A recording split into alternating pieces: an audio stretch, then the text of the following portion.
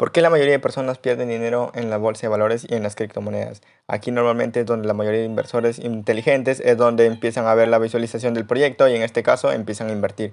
Luego entran los inversores institucionales exactamente ahí y también ven la visión del proyecto y de las acciones, o en este caso de la empresa.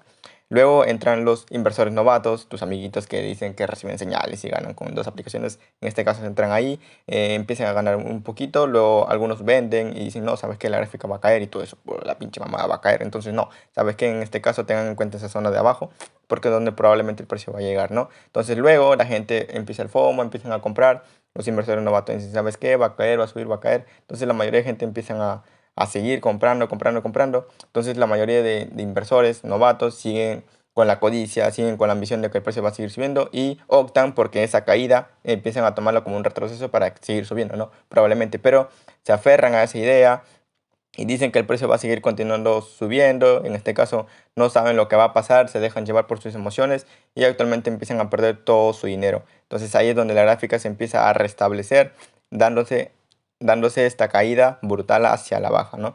En este caso, vean las zonas próximas de llegada. Esto es una gráfica de Bitcoin que actualmente está pasando y normalmente una gráfica es así. Todo esto es cómo funciona una gráfica actualmente.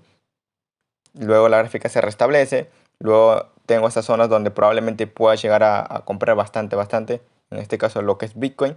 Y actualmente el precio de Bitcoin está ahí, consolidado, con un desliz de precio hacia la baja y probablemente una razón más para poder llegar hasta esa zona.